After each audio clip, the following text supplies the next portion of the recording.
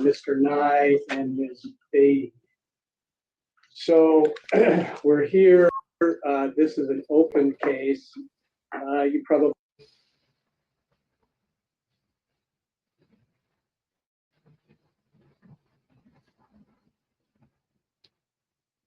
Hey, Gangster Cat. know we had a closed hearing this morning, and that was necessary because that was related to the grand jury, which is secret. So that's what that was all about. I'm assuming that you've all seen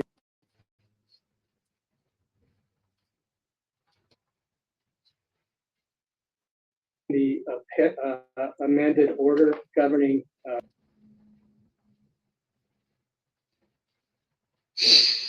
courthouse and courtroom conduct.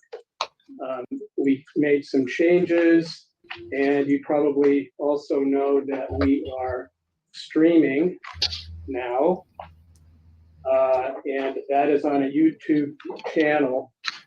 If you don't know that, you can go to the Supreme Court, I guess, website, and you can get that channel if you don't have that already. So you don't want to be on a camera, you probably should leave. But It's buffering, guys.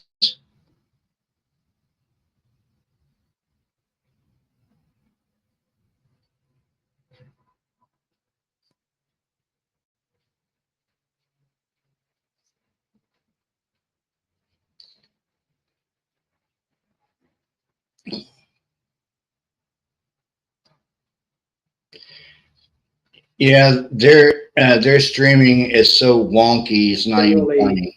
We can't see very well farther back in the courtroom. So just so you're aware of that.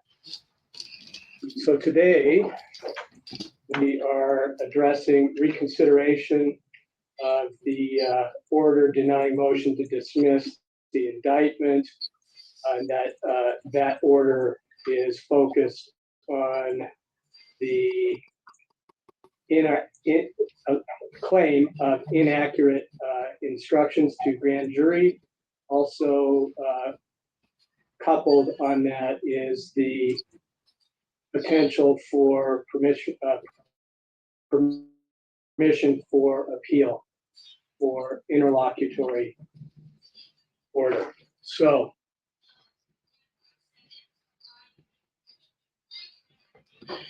yeah, it's their streaming there in the court's kind of lagging.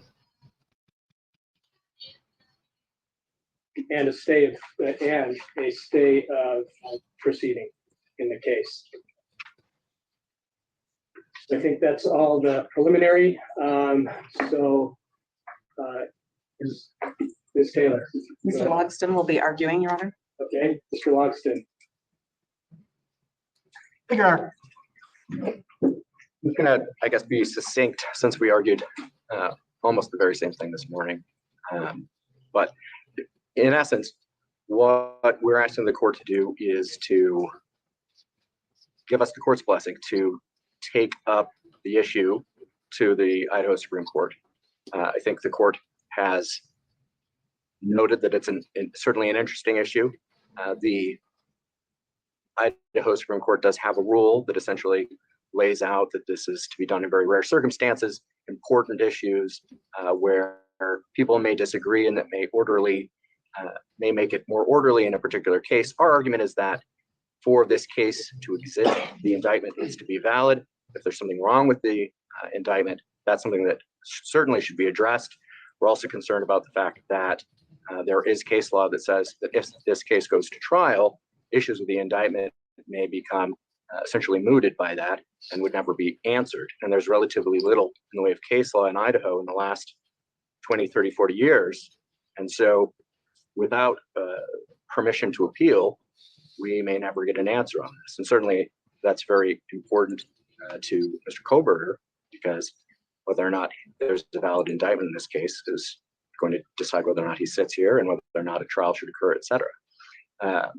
One of the major issues is whether or not that's going to have an issue with the timeliness of this case. And my understanding is that's going to be the next argument that comes after this one.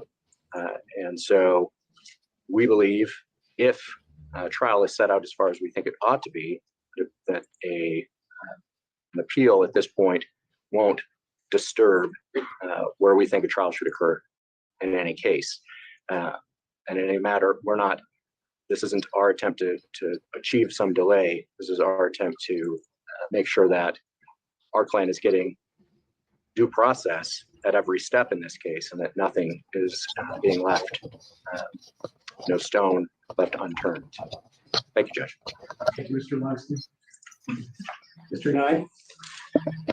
Thank you, Your Honor. I want to start with the rule that was just referenced. It's Idaho Appellate Rule 12, and it governs interlocutory appeals. And the criteria in that rule set out two factors the court is supposed to consider.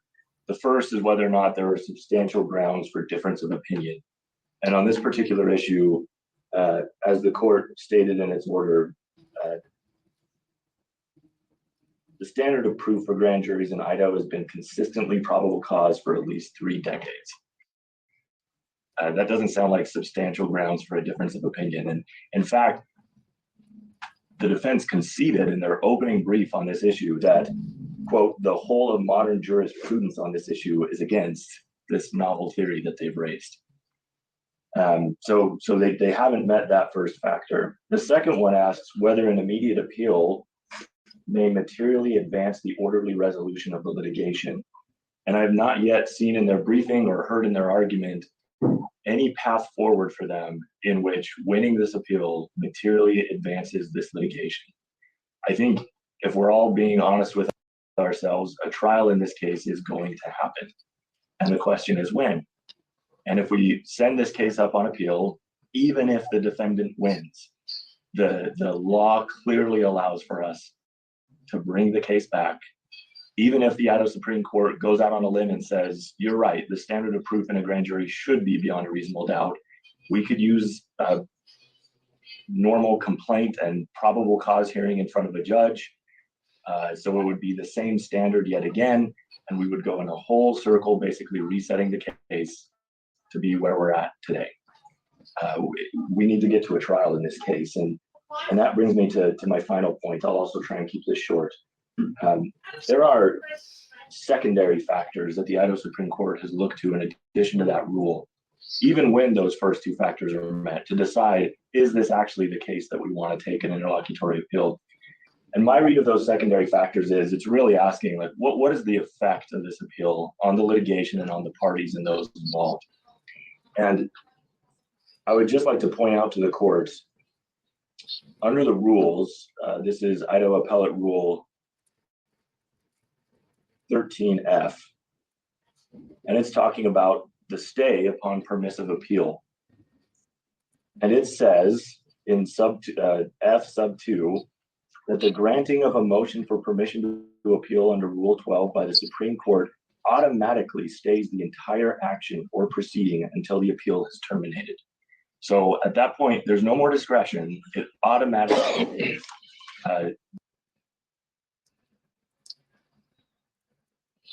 Yeah, I know. Exonerate BK. this case hits the pause button. But more than that, Your Honor, it continues and says, and during that time, the district court or administrative agency shall have no power or authority over the action or proceeding. We're not just talking about a stay in the proceedings. We are talking about this court losing its power and authority over this case while the appeal makes its way through the appellate process. That is going to cause significant delay. As we're about to have an argument or a conversation at least about scheduling. And there is a lot that needs to be done before this trial happens. And this court will have no power to address those issues if this case is pending on appeal. Now, in full disclosure, there are some exceptions to that rule, but it's the exact same exceptions that apply to an appeal as of right after judgment. So it's things like you can change the sentence, you can sentence the defendant, you can change bail, things like that. But for discovery, we've had the genetic genealogy issue that's still out there. We're working and making progress on, but pause button on that, pause button on discovery, pause button on change of venue, pause button on motions about experts and who can say what. It would significantly delay this litigation, which brings me to my final point, and that is I don't want to lose sight of the fact of the seriousness of this case. We are talking about a quadruple homicide. Under Idaho's law, not only are those who were killed victims, but every single one of their immediate family members is a victim. And in this state, in Idaho, our victims have a constitutional right to a timely resolution of the litigation. We are already quite a ways out. And the idea that we would hit the pause button and take power away from this court because there is a interesting issue for the Idaho Supreme Court to address is not something that this court or any court should tolerate. It's time for a trial, Your Honor. Thank you. Thank you, Mr. Nye. Mr. Logsdon? Why? Judge, once again, we believe this to be an important issue, and Do you guys think this should go to the appellate court? getting a glance, at least from a higher court, rather than being tucked away and forgotten. Let me know in the You know, chat. that is to come. As the state undoubtedly knows, trial won't put an end to this case. This case will go on for 28 years if they do actually achieve a conviction. So the idea that somehow we're running towards something and that's going to do anybody any good from their standpoint is, I think, false. What we're trying to do is make sure that the things that occur in this case are done correctly. And if you want to talk about how long things are going to take, get some stuff wrong and then see how long it all takes. We're asking that the court would give us permission to go and see if the Idaho Supreme Court would be willing to weigh in on this particular subject. Whether or not the case makes its way to trial at some point is, in our mind, just part of what the court has to look at, particularly in a case where the state's decided that it wants to try to kill someone. Thank you. Excuse me. Well, first of all, this is a reconsideration of the order relating to dismissing the indictment, whether or not the standard for proof on a grand jury is probable cause or beyond reasonable doubt. I don't think we've done anything wrong about that. That decision was. What do you guys think? Do you think that they should take this case to the Supreme Court? Because clearly there's a bunch of stuff going on in this case that maybe the appellate court should look at.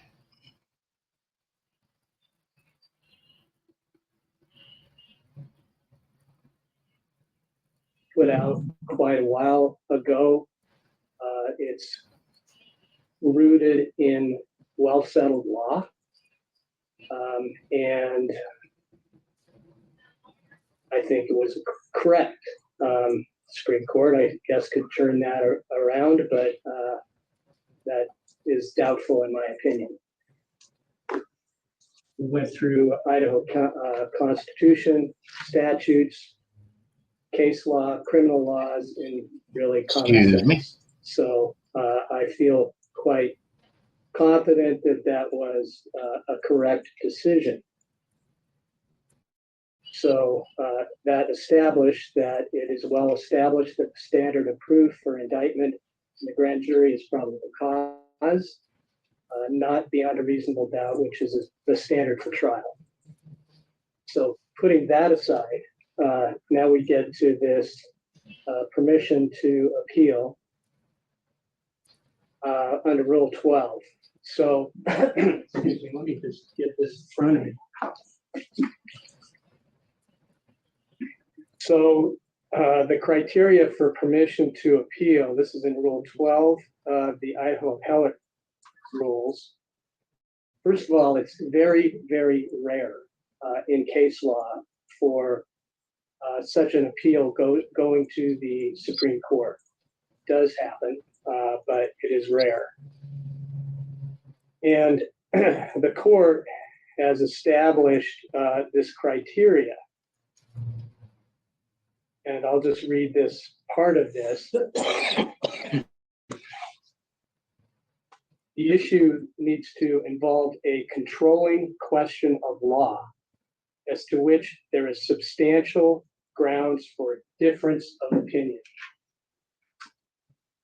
Again, in my opinion, and based in all the law in Idaho that I've found, is that there's not a difference of opinion about what the standard for the grand jury is.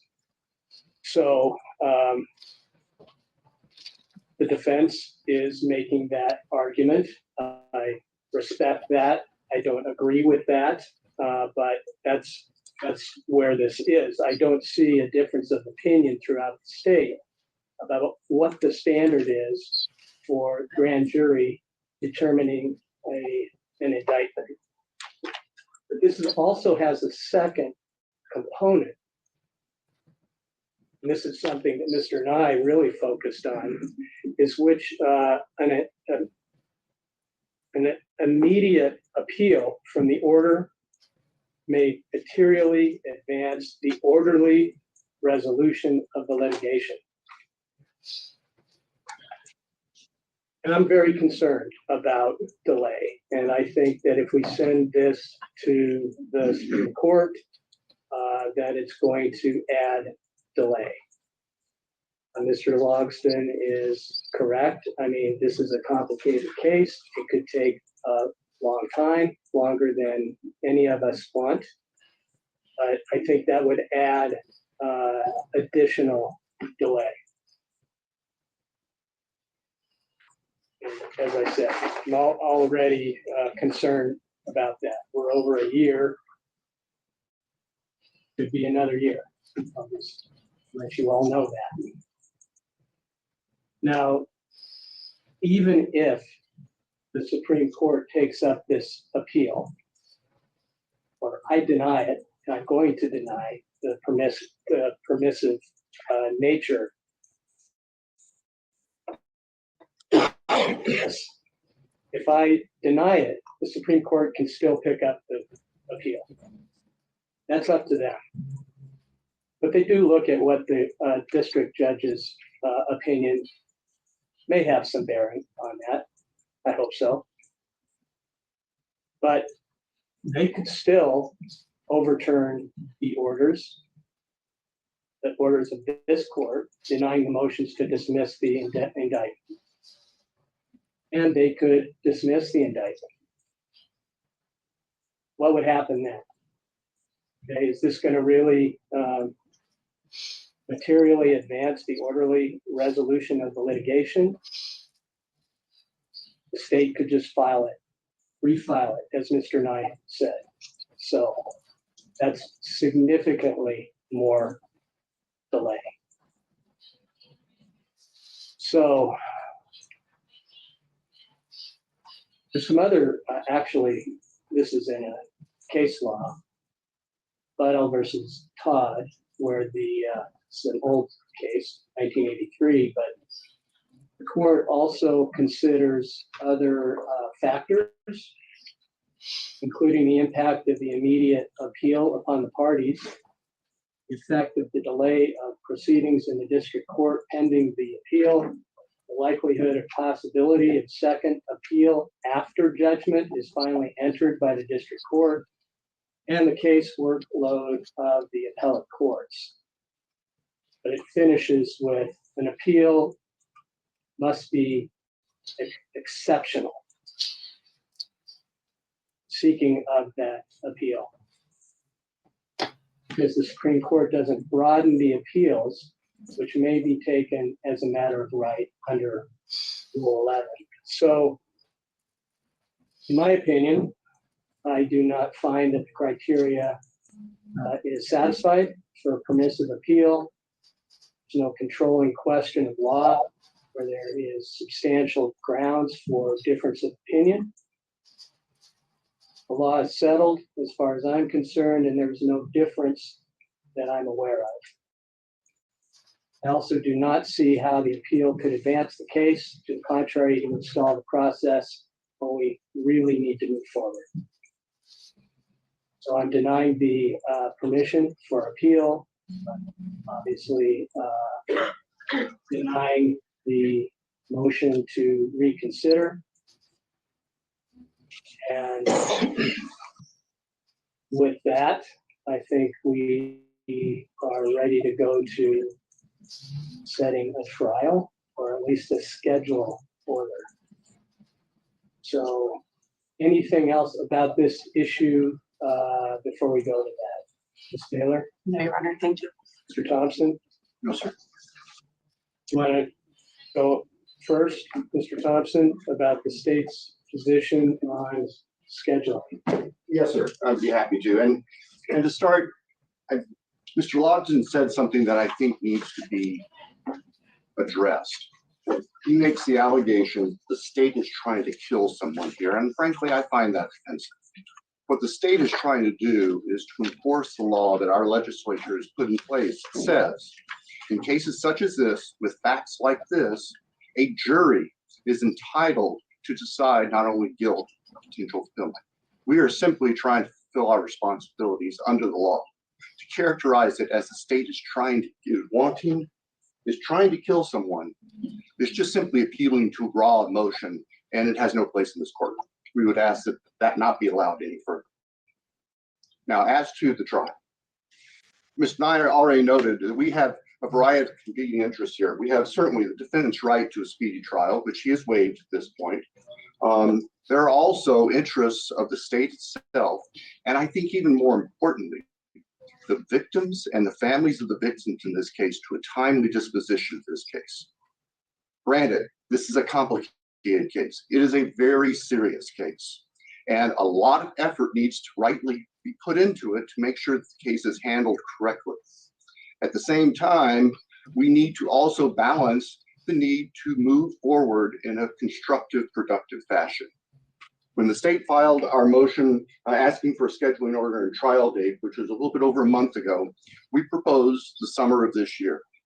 And at that time, at this time right now, we believe that we could be prepared for trial summer of this year. We realize defense has factors and considerations they want Your Honor, to take into account, and certainly we want to afford them that opportunity. I will say, though, that we touched on this in our motion, in our request for the scheduling order, that given the nature of this case, if we are going to try this case effectively with minimal unnecessary harm or disruption to our community, it should be done during the summertime. And I say that because right across the street there is Moscow High School that shares parking all around the courthouse with everybody else who's going to have an interest in this case and being here. And we've already encountered the conflict between those interests. We can't sustain that for weeks and weeks on end. That's just not fair to the students. It's not fair to the school district. It's not fair to the media. It's not fair to anybody. The other factor is, as Your Honor knows, we have two universities, part of our community. And during the academic year, we have graduations, we have numerous sporting events and other university-related events that essentially consume every available hotel or motel room within miles.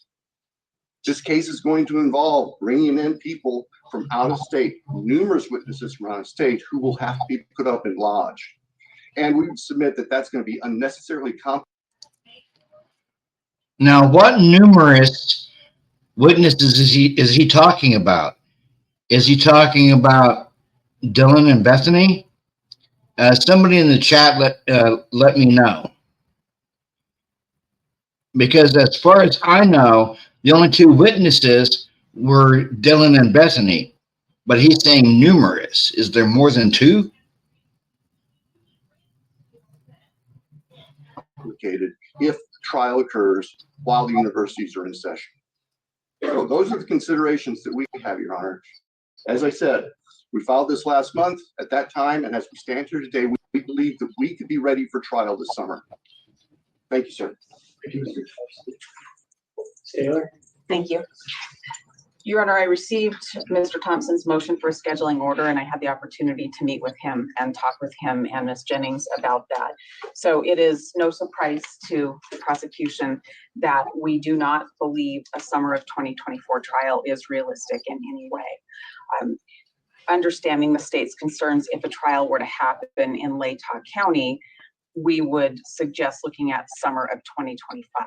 However, counsel and the court's aware that our intention is to file a motion for change of venue. That hasn't been filed yet because we're not ready to have that heard yet. There's work that has to be done to present to the court and counsel in support of that. So that's just for the court's information. Your Honor, that in the state's scheduling order, it asks the court for various things. And a lot of those we don't have disagreement with. We think they're appropriate. And in fact, they were things that were covered by the court in the court's original scheduling order. As the court and counsel recalls, last fall, we had not made the choice to waive speedy trial. And so the court did a scheduling order at that time. It wasn't but a few days later that we'd had enough time to discuss that. And Mr. Kohberger decided to waive his speedy trial.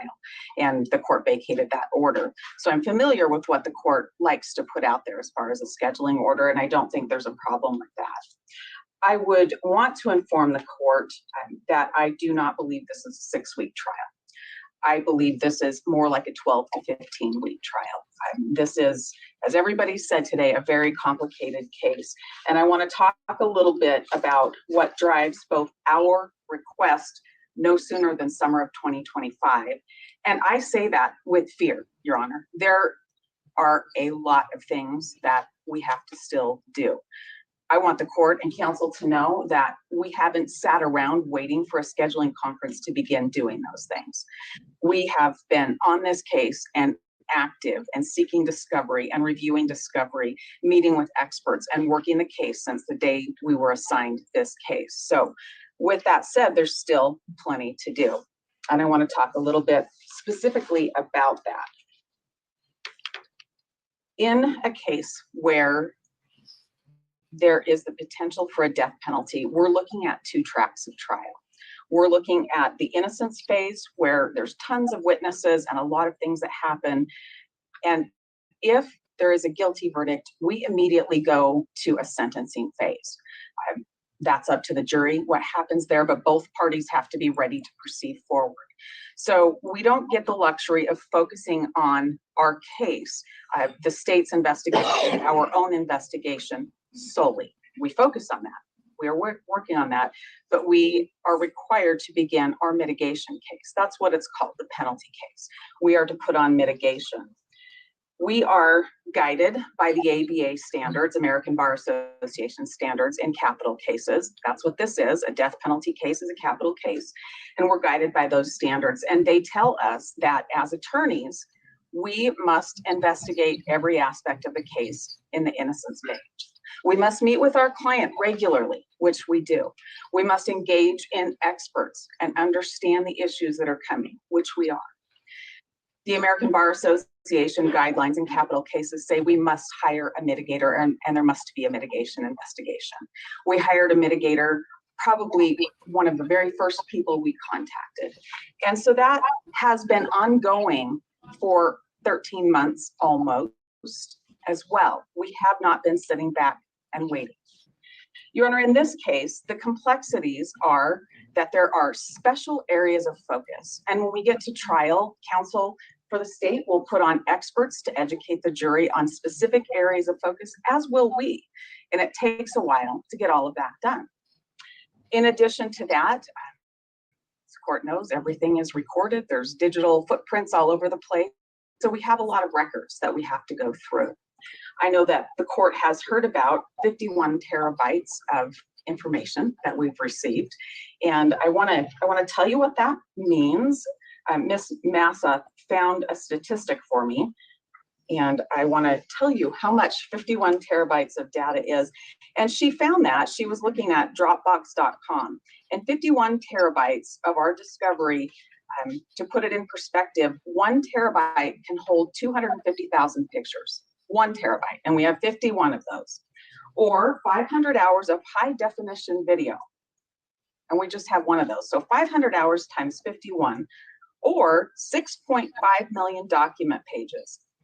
And that's equal to 1,300 filing cabinets. And we have 51 terabytes, not just 1. So that's a lot. There's specialized knowledge. There's a lot to go through in this case. We also have another player in the case, and that's the presence of the media. This is a case that has drawn a ton of attention from the media, and it continues to do so, and I don't think that's stopping anytime soon. The impact of that is that we have found that when we want to talk to witnesses, sometimes they don't want anything to do with us.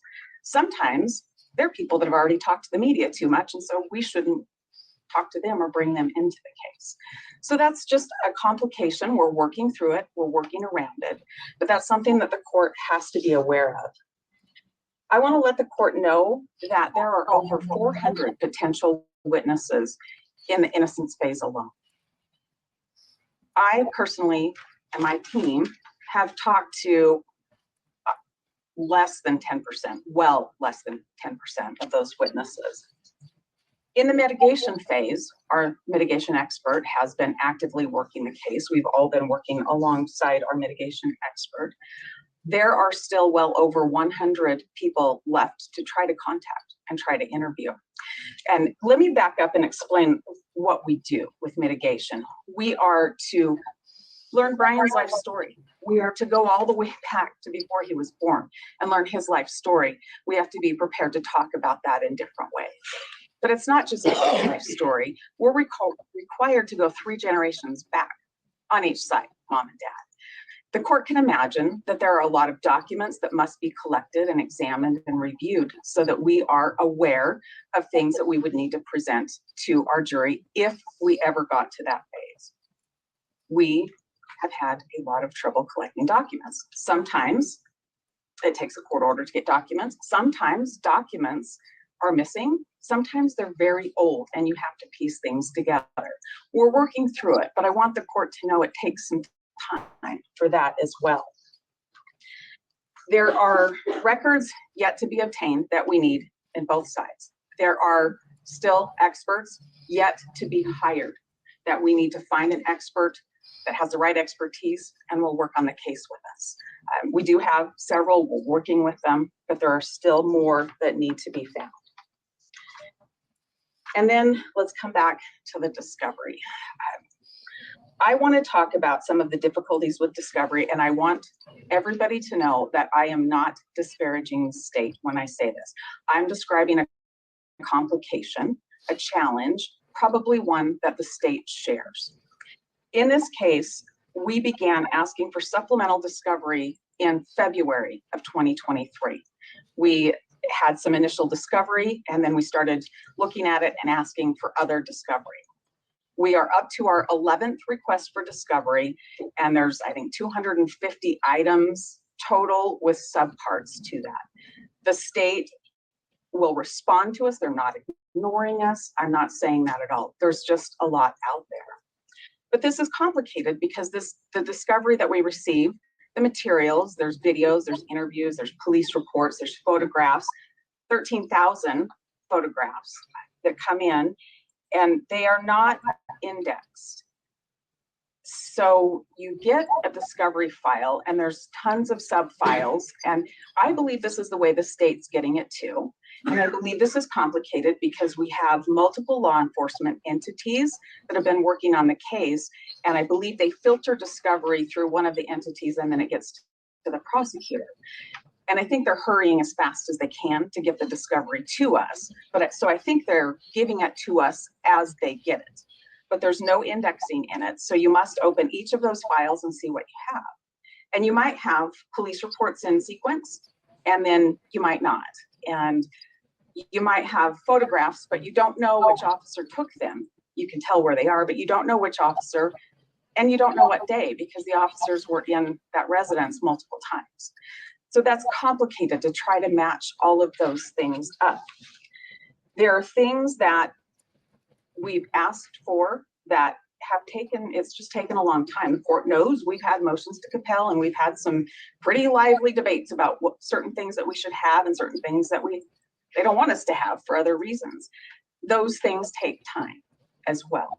We don't have complete discovery. I don't think the state has complete discovery, but we definitely don't have complete discovery. I'll give you a couple of examples. There is a video that's a really important video, and we early on received some of it. And we are still waiting for the complete of it. The court would know from our 11th discovery request that there's still outstanding portions of that video that we need to have. And I think the state's working through it, trying to match up video and sound together for the completion, the full several days worth of video. But there's not even an estimated day when we'll get that. And that is critical for us to review and hear all of that. So that's an example, Your Honor, that is not us saying we just don't want to go to trial, we just want to drag our feet. That is us saying there are critical things that we don't have. I am very concerned about expert reports. We have a draft of one, the CAST report. The court had ordered that we receive the CAST report. It's a draft. I don't think the state has it. I don't think they're sitting back on it, but I don't have that yet. And there are completed materials all over the place like that we just don't have. Our team speaks with the prosecution team fairly regularly about these issues. We communicate by text and by email about things like this that are coming up. We've sat down and spoken with them. They're very open to talking to us, but this just isn't a closed deal. There has to be a deadline on discovery. There has to be a target date where that ends. And then there has to be time to make sure that we've read every piece of it, watched all the videos, looked at all of the photographs, and know where they came from. A few months from now is not a sufficient amount of time to do that. There is no possible way I can even read or watch everything I have now or react to things that are still coming in if we're to have a deadline in time for a summer of 2024 trial. There is no possible way that I would be effective in my investigation, in my presentation to a jury, if I don't have the state's expert materials ready to give to my experts and then give them a report to respond to. There is no way that I am effective assistance counsel if I haven't looked at every bit of discovery that's available. Recently, Your Honor, as recently as January 4th, we received discovery that contained over 9,000 tips that law enforcement had obtained. And we've had, this isn't a new issue, I think the court's heard about this before. We've had bits and pieces of tips, and they've come in and we've reviewed them, but the 9,000 new ones we received January 4th, those were closed out in October of 2023. And I don't think the state sat on them. I think that's an example of the process that they close them out so they can give them to us, but they go through other agencies before they get in the prosecutor's hands to get to us. I have to read every one of those 9,000 tips. There are things that matter to us in our innocence phase that have come up and been done, and I have to read them and appreciate them and react to them and see what's there. That's the duty I owe to Bryan. That's his right for effective assistance of counsel, to have me do those things. Your Honor, summer of 2024, it's impossible for us to do it. Our team constantly meets, we constantly work. We are on this. This is our priority. Bryan's our priority, but we are not going to be ready in June 2024.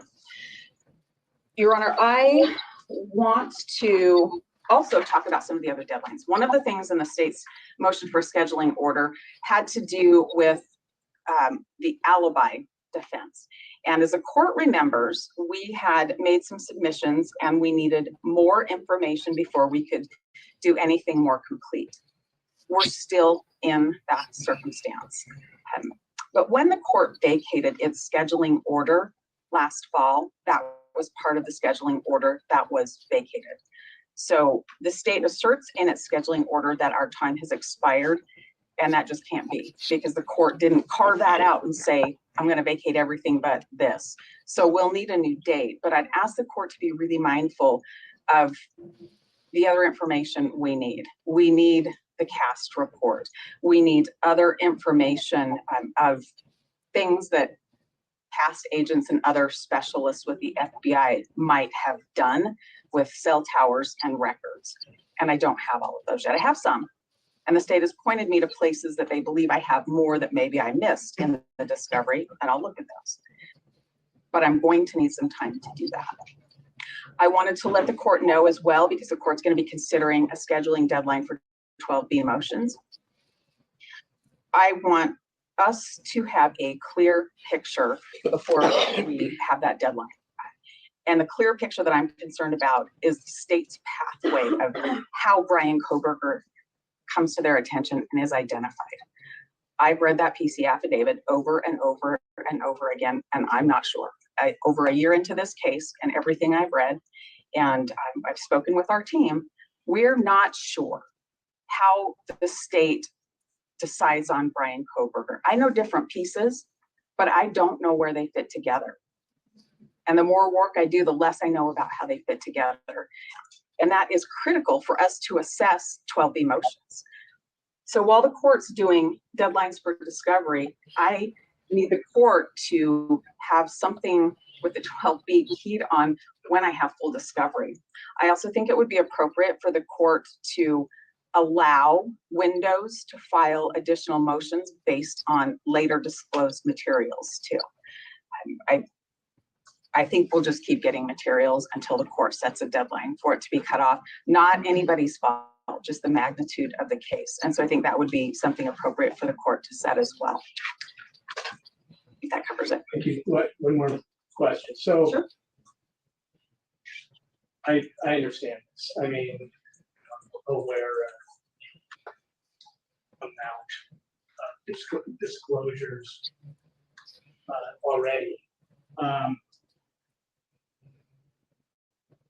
But do we need a whole nother year after this summer? I mean, can I help everybody by having tighter deadlines to make things happen faster so that we can get this trial sooner? That's a tough question. If the state says you have everything, and I believe they could say I have everything they have, but I know there's other things out there. I know it based on responses to discovery. If I had absolutely everything, all their experts' reports, I would still need a period of time to read and understand that. There's not a shortcut for the amount of time that it takes to go through everything. There's just not a shortcut for that. Having a deadline for discovery helps me. It just does. Having a deadline for expert disclosures, that absolutely helps me as well. I have the concerns of discovery that's not yet made available. I have the concerns of the time it takes to review all of the materials. And I have the concerns about the limitations we're finding with people being willing to talk to us, both for the innocence phase and the mitigation phase, should we ever get there. I have significant concerns. We're working on it. If you could say, everything's going to go according to plan, I'm going to give you these deadlines, and all of the materials will be in the state's hands so they can give them to you, and the records you need will be given to you when you ask, and the witnesses that you need to speak with won't slam the door in your face. If you could tell me that, then I would say I could be ready by March of 2025. And that's me saying I'm going to spend every possible hour on Mr. Kohberger's case, which I've been doing and which I'm willing to continue to do, and so is the rest of his team. But my problem is that's best case scenario if we don't run into problems and delays getting records or getting people to talk to us. And if the next calls I make on the experts that I don't have yet secured, if they say yes and they're ready to go and have time to take it on, that's best case scenario. I'm nervous telling you I'll be ready by summer of 2025. I'm nervous telling you that. Thank you. This is priority for everybody, and I want to be realistic about it. I don't want to set it more than once. I only want to have one trial, one time, so it doesn't come back. We can only predict the future so much. I only have so much power. So I'm relying on counsel deeply. So let's go to Mr. Thompson and see what you have to say about all this. Just getting things ready for trial. Ms. Taylor is not understating the amount of work that's involved in this case, Judge. I think that's fair to say, and there's more information that continues to be developed. It's kind of like you ask one question, you get an answer, and that leads you to another question. I know that Ms. Taylor and her co-counsel and investigators are encountering that. We are trying to provide things as quickly as we can, and she's right. There are delays with the multiple agencies getting everything together. The tips, for example, were part of a nationwide tip line that needed to be completely shut down before we could get all the tips that were in it.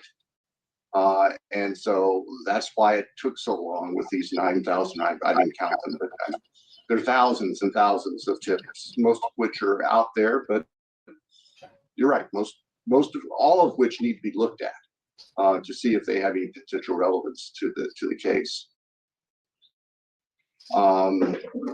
As I indicated to the court, if we cannot have a trial this summer, then I would say the earliest would be the summer of next year, for the reasons that I've described to the court about the practicalities of carrying on a trial of that duration with the high school, with the universities.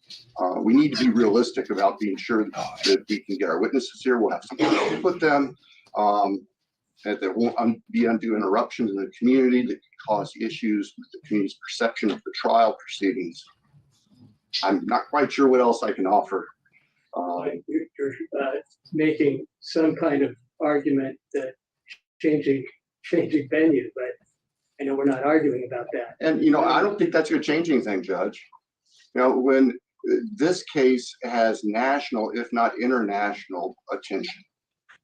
This spring, I was at Association of Council of Counties board meeting in McCall, and there was more news every morning from Boise on this case than we see up here.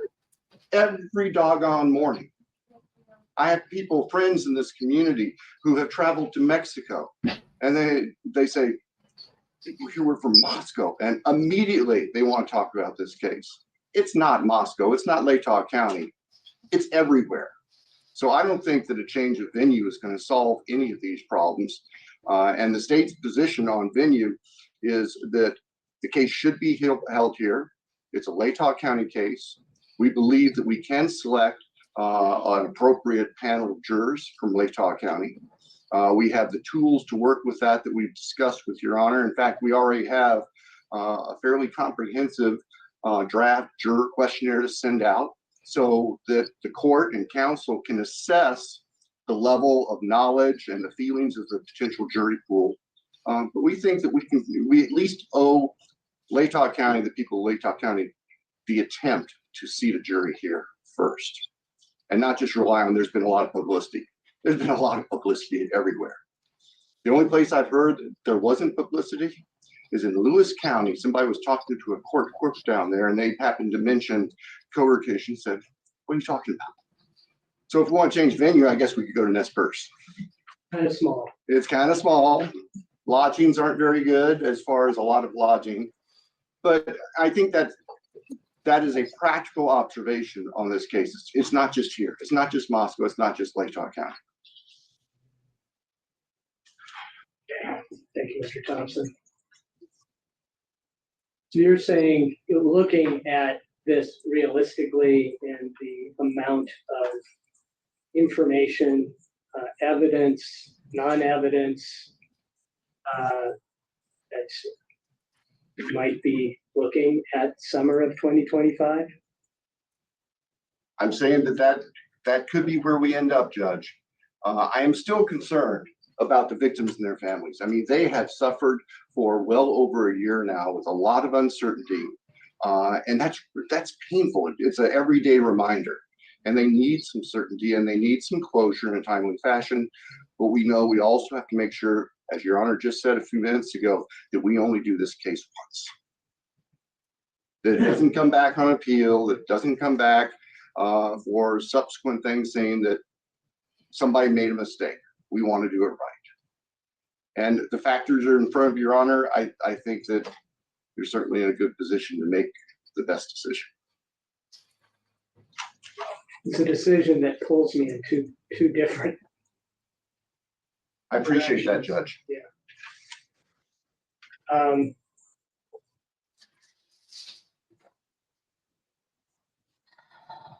I want to set it right now.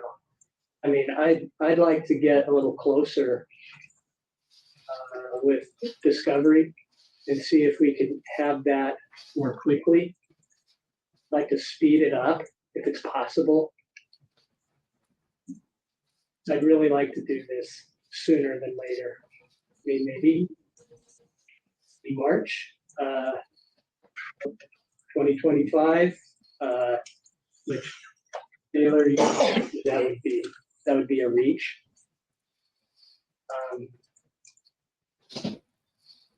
I just want to let it percolate a little bit. I know everybody probably here, including counsel, want to direct a certain date. But when you're talking about a date so long in the future, potentially, maybe we can get to a point where we can move it more quickly. I'm not going to just let it hang for too long, but it's really hard for me right now to set something in 2025, even though that might be just the reality. And I know that there's lots of other issues to be addressed. I know there are going to be a lot of motions. Going to be a lot of motions about the death penalty as well.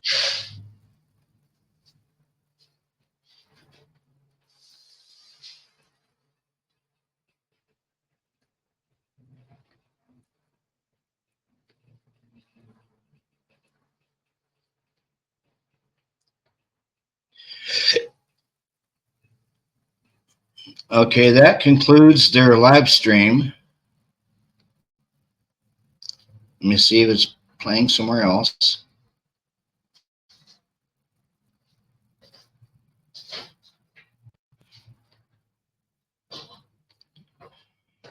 That concluded their live stream unless they're having technical difficulties. So what do you guys think about a possible March 2025 case, or even summer of 2025?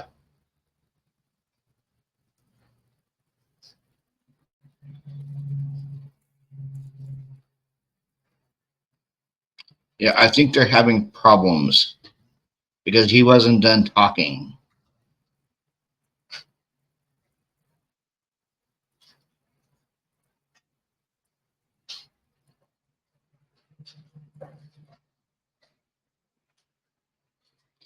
Yeah, I know, Gangster Cat. JJ is crooked.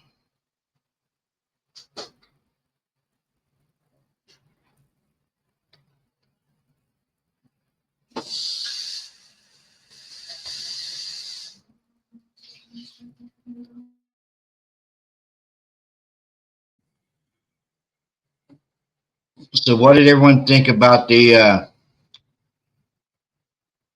change of venue on the case and the possible moving the case out until either March 2025 or summer 2025?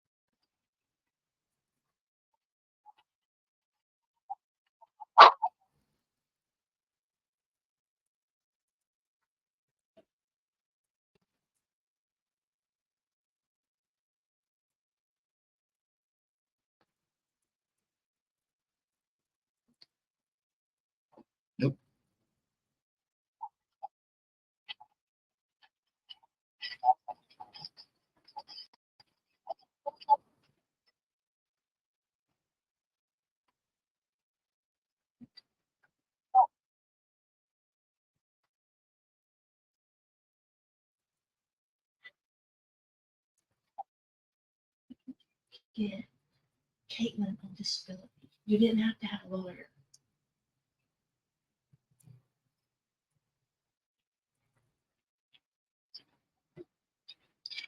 Yeah, I know, Gangster Cat. It's the stream abruptly ended. I'm gonna go to JB. He's talking about that. Really fathom 51 terabytes of data. Now, how much of that data is really going to be pertinent to the case itself, to the point where it would be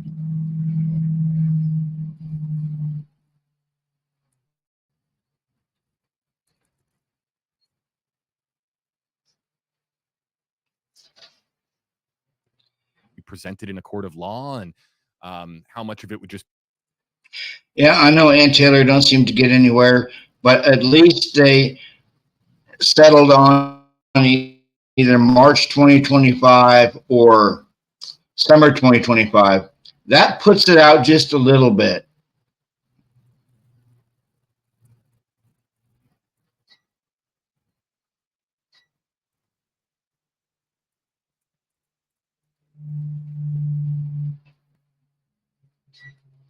be tossed out for being inconsequential. That we really don't know. We really don't know. But 51 terabytes of data to go through, to comb through what is needed for trial and what is not needed for trial, that's utterly massive. Now, you hear here that in the case that that there are doubts as to whether or not this could be actually done in 6 weeks, that there would be expert testimony that would require special areas of focus. They were talking about the massive media presence in this case. You heard the prosecution talk about how you can go anywhere, and people, if you talk about just the name Idaho right now, you just say Idaho, and it immediately just puts people into a frame of mind regarding Bryan Kohberger and regarding the 4 victims, Kaylee, Maddie, Ethan, and Xana. Pretty staggering to hear that that the defense has only interviewed 10% of witnesses, that there are more than 100 people left. And I'm trying to scroll here on my tablet. There we go.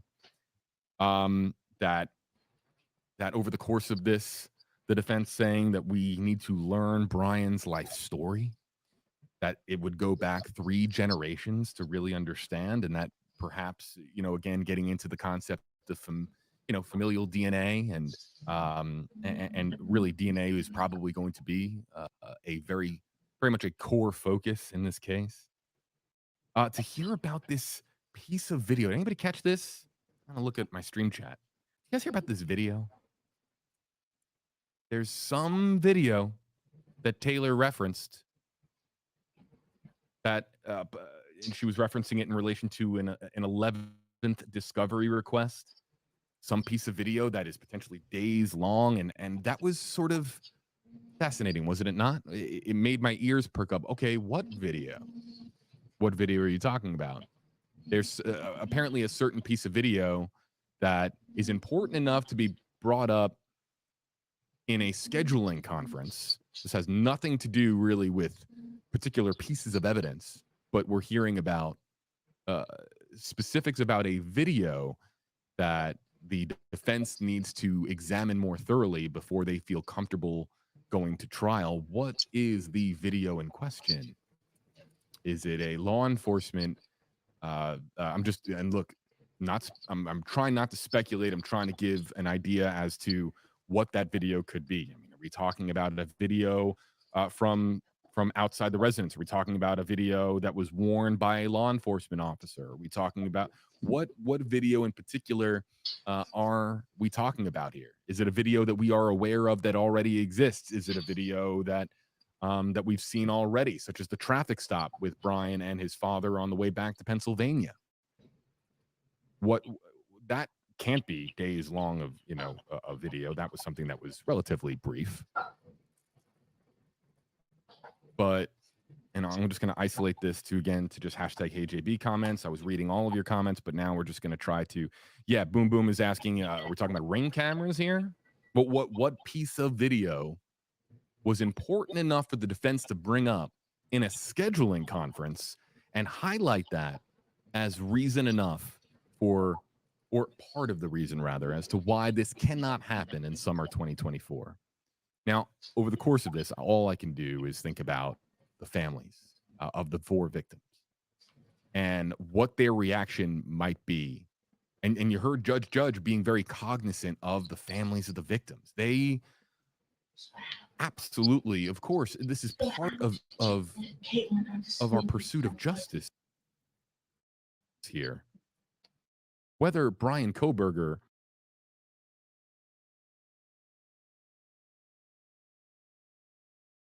is found guilty or found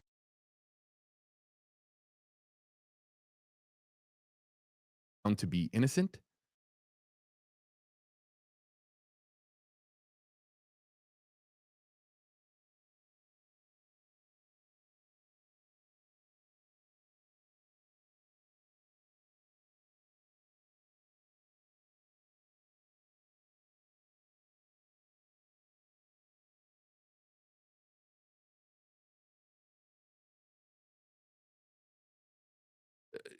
the families of these 4 victims, of these lives that were taken way too soon, they are of they are of paramount importance. All lives connected to this directly of paramount importance. So, look, we have covered this extensively enough to know that the Gonzalez family is undoubtedly going to react to the concept of, now I get that there's a gag order, I understand that, but the idea of a 2025 trial, when we have now been at this for more than a year, it's been more than a year since we have been covering this, that's just but not surprising, because we've talked about it on stream previously. 2025 was always a possibility. They don't want to impact the high school. They don't want to impact the university. It brings a massive amount of attention to a small town. If I can guarantee you, I know them well enough. If I were to have Emily on, or Peter on, or any of News Nation's legal correspondents on, any attorney that has been following this case, they are going to tell you the start date is somewhat consequential in that, look, both sides just need to be ready. Okay.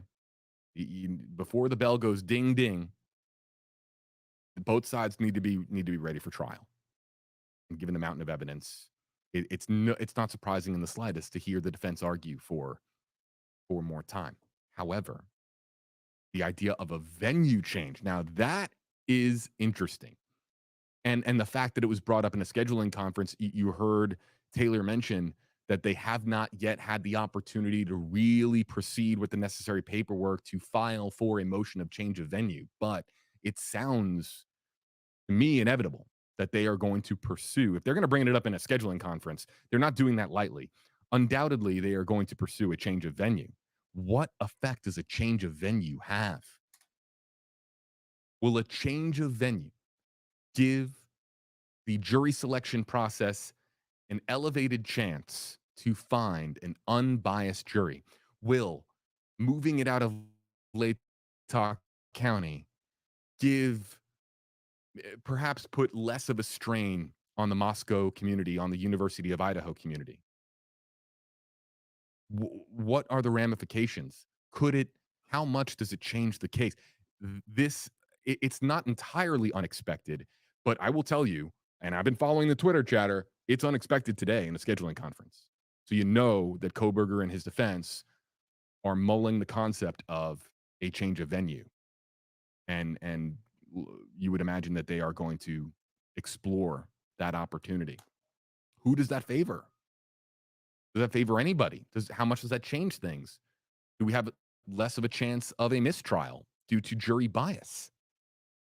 Jury selection is so key in cases like this.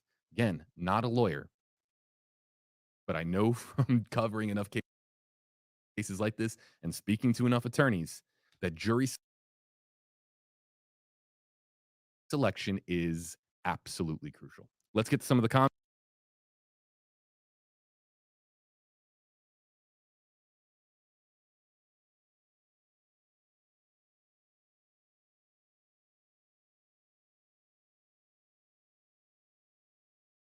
I'm just going to start to bring in hashtag KJB comments. Everyone, your reaction to a potential change of venue, your reaction to this potentially going back to 2025, March, or even the summer of 2025. What does that mean?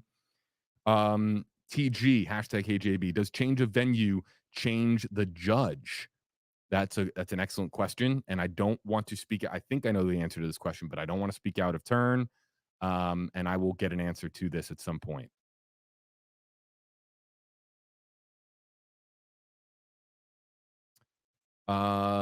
Michaela wants to know, what ways do you think that they will go about selecting a jury? The formal process of putting out a questionnaire and, and basically using the all of the questions that you would ask in a jury selection process to rule out. It's basically process of elimination.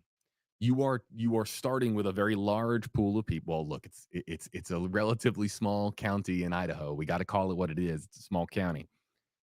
Now, it's not small as some other counties in Idaho, but it's not the same as doing a jury selection in a major metropolitan area.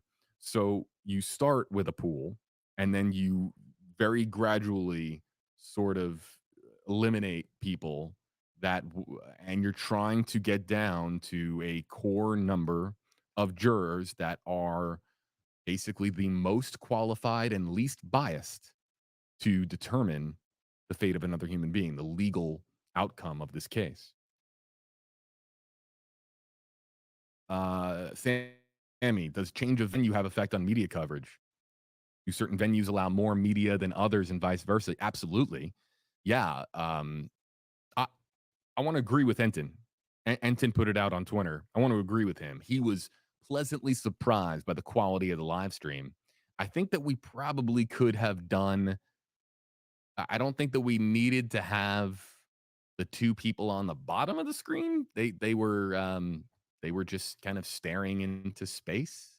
Well, not into space, into their screens, but did we need to see them over the entirety of the Zoom call? Probably not. But look, the audio quality was excellent. We didn't have any signal drops. Okay. And it was the front section of the courtroom, a wide shot. You were able to see Bryan Kohberger, even though he was probably at 20 by 60 pixels. You're not talking about a whole lot of real estate there, but that was what they wanted. The bottom line is that we were able to see the courtroom. We were able to hear the arguments. We were able to ascertain for ourselves as to whether or not we fall on this side of the argument or the other. So first off, let's just start with talking about the fact that that we actually had a legitimate courtroom feed to use for our intents and purposes. Now, if you move it to a change of venue, yes, all of that changes now. There's absolutely you're talking about a different courtroom. You're talking about a different camera setup for better or for worse. You just don't know. Will it have an effect on the number of media, the volume of media, the amount of national and international attention? In my opinion, being a member of the media, absolutely not. No. It doesn't matter if we go to insert county name here, Idaho versus Latah County, Idaho. Doesn't matter. Media is going to make it. I've spoken to enough reporters that have made their way to Moscow to know, it's you can't just fly in there. You're usually flying into a neighboring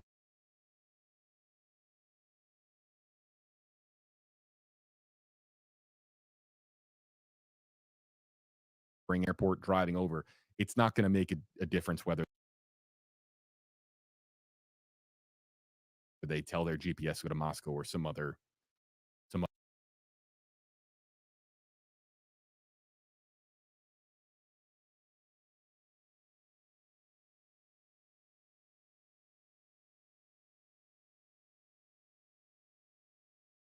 other municipality. It's just not going to change anything.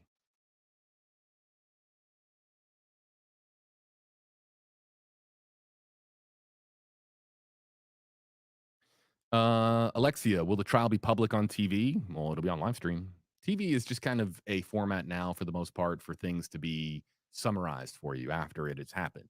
You'll see this on the news tonight if you watch TV. But live streamed trial coverage has kind of taken the place of televised trial coverage. A television station can choose to. I like the SpongeBob picture, by the way. I wasn't expecting SpongeBob on the stream today. It can absolutely be televised on broadcast, but it's just not. Yeah, privilege. There is no mods on this channel. I've kind the of way that live streaming is got done, burned on the accepted mods, especially with my last one having a psychotic break form in of the media. live No, chat really. and You'll turning on probably me on see her channel.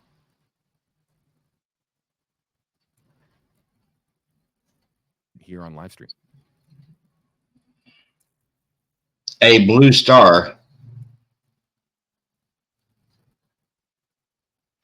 Bailey says, #KJB, when will the judge make his decision on trial date? Now, I think, did he say a few months, a couple months? Did I overhear that, or did my earpiece deceive me on that? Help me out, mods. Or an audience, did you guys hear that? Was it a couple of months that he said, or did he kind of leave it more open-ended? But based on the pattern of decision-making thus far with Judge John Judge, you're probably looking at a decision closer to summer 2024. The fact that he's not making the decision today pretty much means that the chances of a trial this summer are significantly decreased. No? If he renders his decision, let's say April 1st, and he says, okay, no, I've actually decided we're doing the trial this summer, in 6 weeks, you're going to have the defense is going, their minds are going to melt because of the fact that they would have had more, several months to prepare rather than just 6 weeks. So his chronologically now, when he makes his decision is significantly impactful. If he comes to a hasty decision and says, oh, nope, I'm thinking about the victims. It's all about the victims for me. Doing it this summer. Okay, well, then you have maybe potential. Thanks for the thanks for the super sticker, privilege.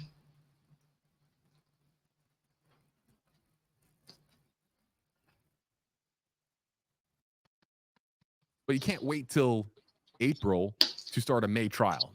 It's just not going to happen. So Judge John Judge not coming to a decision today, and you could see him there. He was thinking about it, but he said, he ultimately said basically that he wasn't going to come to the determination today, that he's going to need to basically sleep on it more than one night. Basically means that this appears to be getting punted to 2025. Also, we asked the big question at the beginning of the stream, right, with Emily. We asked, does Bryan Kohberger want a summer 2024 trial? Does he? No. The question was definitively answered today. Bryan Kohberger and his defense want no part of a 2024 trial. They are still combing through evidence. They are still very much as they claim to be, in the infancy of discovery. 10% of witnesses interviewed? Got a long way to go. And also, conducting interviews with witnesses is not that takes you don't just do that in a day. If you have more than 100 people to interview, if you did one every day, Sunday through Saturday, I mean, one every day, you're still talking 100 days from now. And then you would still need to put it all together and then strategize for trial. There's just look, it's not for me to tell you that a trial isn't going to happen in 2024, but I'm going to tell you this: the odds of a trial happening in this summer just went down significantly. And you can't help but think about Kaylee, Maddie, Ethan, and Xana's families. because this is more of now a waiting game for them, as they will have to look every day that lives on with the lack of justice takes a toll on them. And we know this because we have interviewed other families.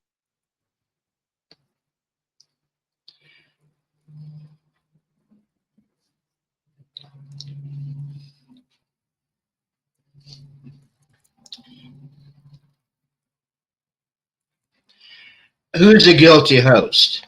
Privilege.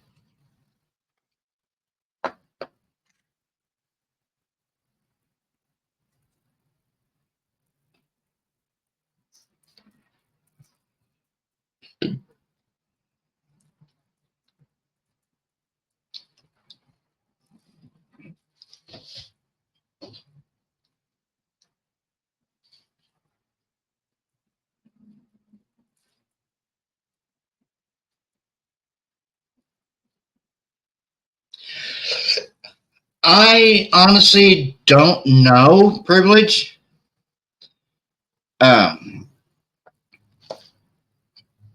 this is huge. Going from his supposed summer 2024 trial to now possibly extending it out another year to either March of 2025 or summer 2025.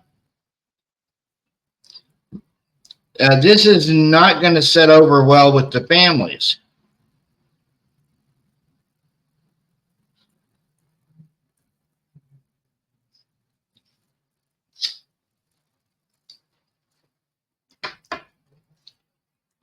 Yeah, Gangster Cat's right, Privilege. To get a blue star, you got to become a member of the channel.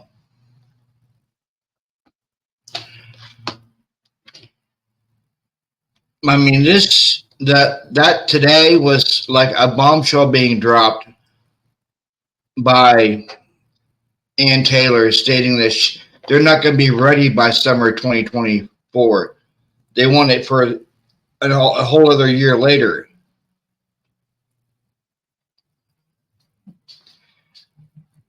You know, Privileged, in my opinion, the jury is still out on that one. I don't know if he's guilty or innocent.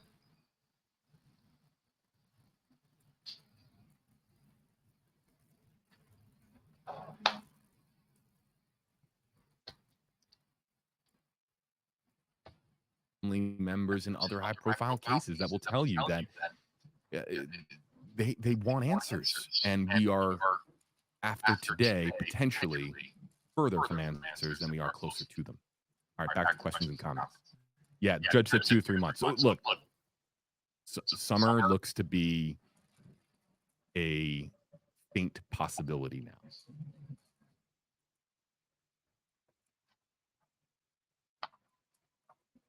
Lisa, will the attorneys? Yeah, the attorneys will remain the same if there's a change of venue granted. Who presides over trial? That I'm not sure. That I don't want to speak out of turn. I think I know, but I'm not confident enough in my response to be able to tell you. Charlie, why is this taking so long? What about a fair and speedy trial? That, of course, was waived, and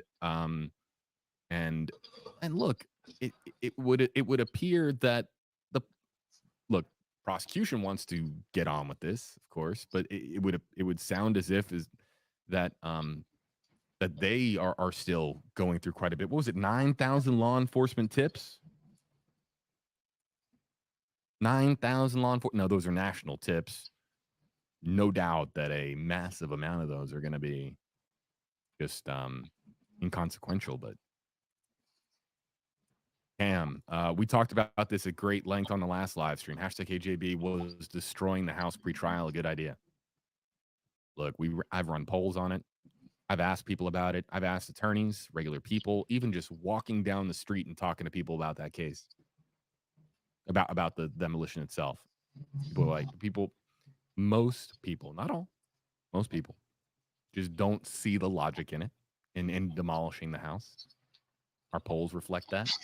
My real life interactions with people reflect that. However, you don't live in Moscow. You don't live on that street. You don't have to stare at it every day.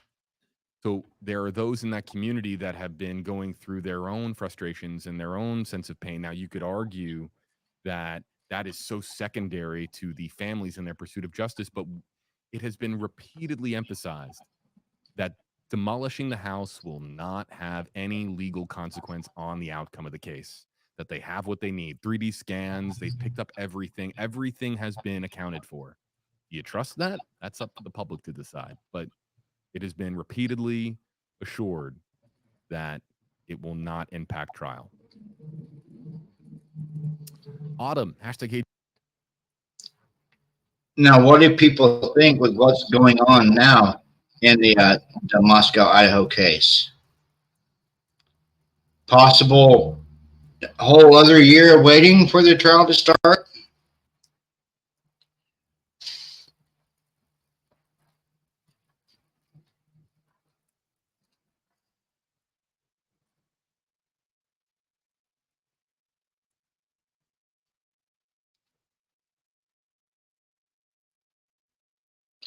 Yeah, I know, Gangster Cat, not guilty in your opinion.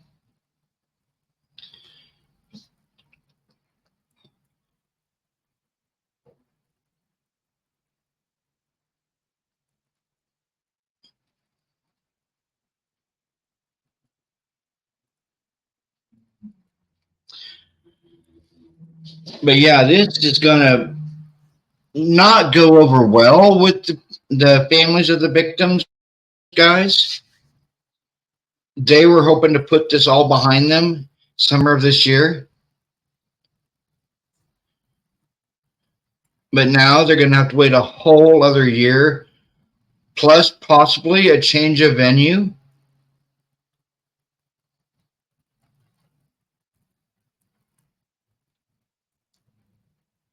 And like the prosecutor said, the only other county there in Idaho that has never heard of this case is Lewis County.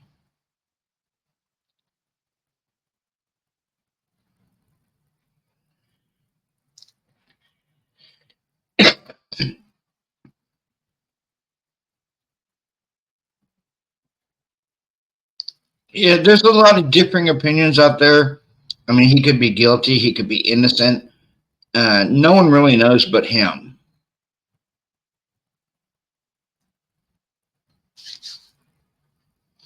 Yeah, no one really knows what's actually going through Bryan Kohberger's mind, except Bryan Kohberger. None of us really know what's going through his mind.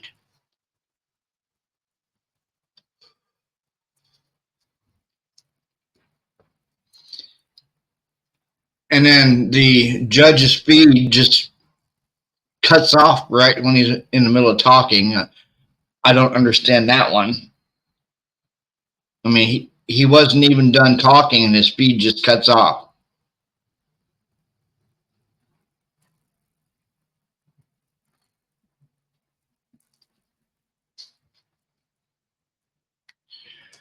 But he's maybe back in a couple of months.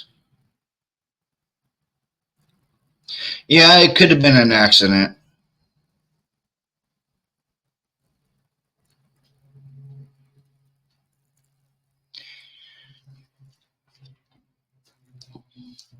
But he said he'll be back in a few months to render his decision on when the trial's actually going to start.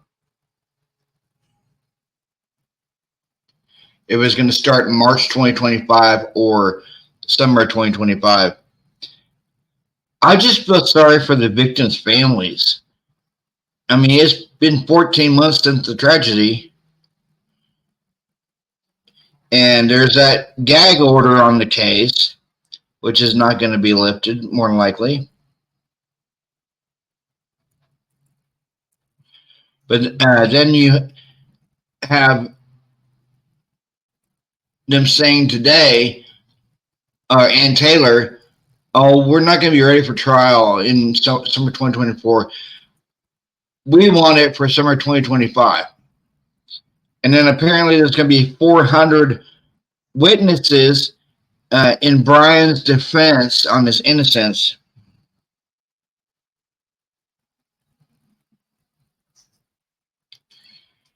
and I don't think the prosecution liked when the assistant defense attorney said they're going to be killing Bryan.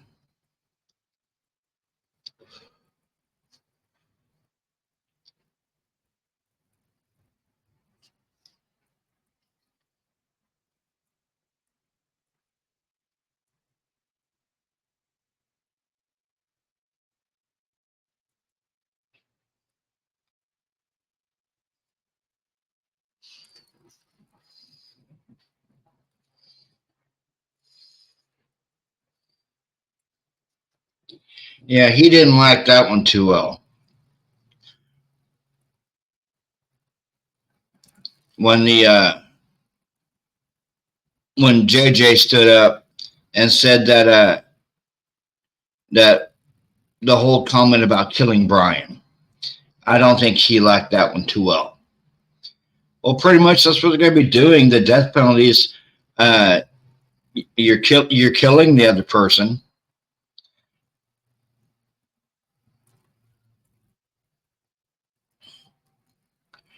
And in Idaho, you have a choice of lethal injection, and if they don't have the chemicals for the lethal injection, they stick you in front of the firing squad.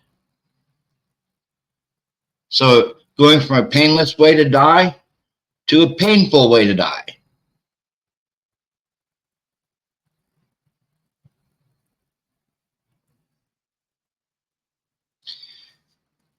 And I honestly believe that when they were talking about killing Bryan,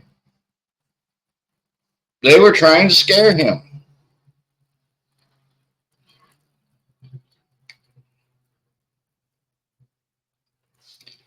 Personally, I think lethal injection, some people say it's inhumane, but lethal injection is the more humane way to put somebody to death. Because all you do is you just go to sleep. That's it. You go to sleep.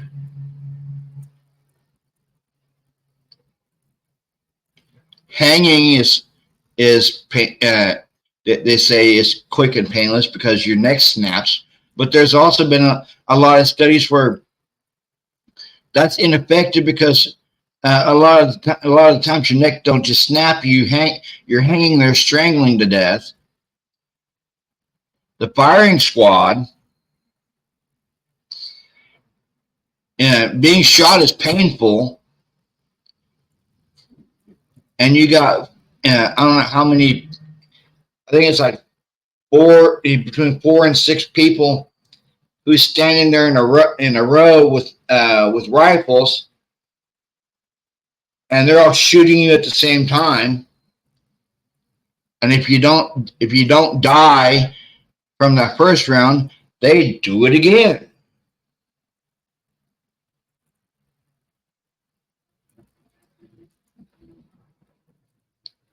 So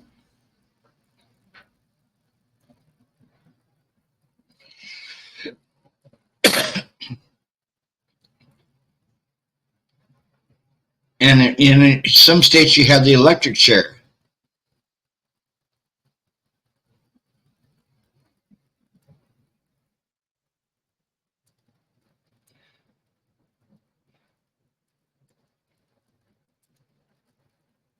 And of course, the electric chair, I mean, you're in agony as you're being electrocuted. And if you somehow manage to survive the first round, they jolt you again.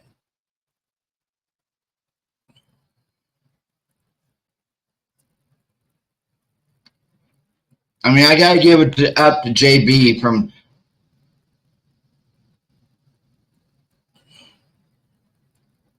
And I don't know if JB believes in the death penalty. I mean, there's a lot of people that do, but there's a lot of people that don't, guys.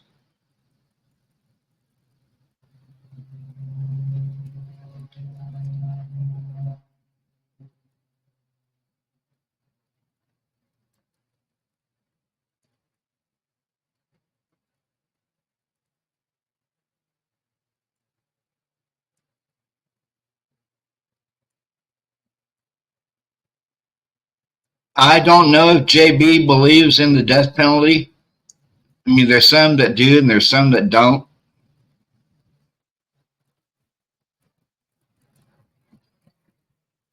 I'm going to wrap this live up, guys. Like always, like, subscribe, and share my channel, and on notification for any new uploads. And next week, I'm getting me a new computer, so I will not be working off the laptop anymore. Thank God. You guys have a good day, and peace.